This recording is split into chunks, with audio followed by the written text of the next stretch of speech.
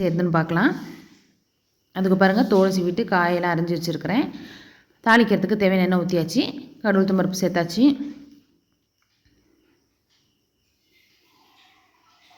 கடுகு வெடிச்சிருச்சு. இப்போ வெங்காயம் கருவேப்பிலை சேர்த்துக்கலாம். வெங்காயத்தை வதக்கிடுவோம்.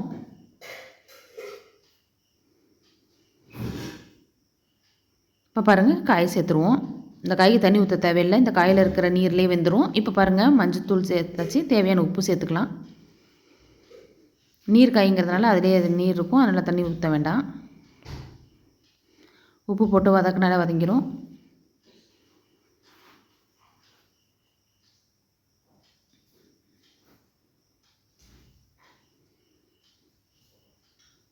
பாருங்கள் காய் வதங்கிருச்சு. இப்போ மிளகாத்தூள் காரத்துக்கு ஏற்ப சேர்த்துக்கலாம்.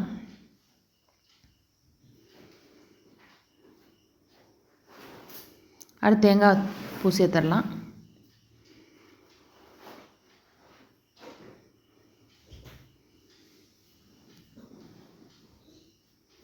பாருங்கள் நல்ல டேஸ்ட்டான பீக்கங்காய் பொரியல் ரெடி ஆகிடுச்சு. பிடிச்சிருந்தால் லைக் பண்ணுங்கள், ஷேர் பண்ணுங்கள், கமெண்ட் பண்ணுங்கள். மறக்காமல் சப்ஸ்கிரைப் பண்ணுங்கள்.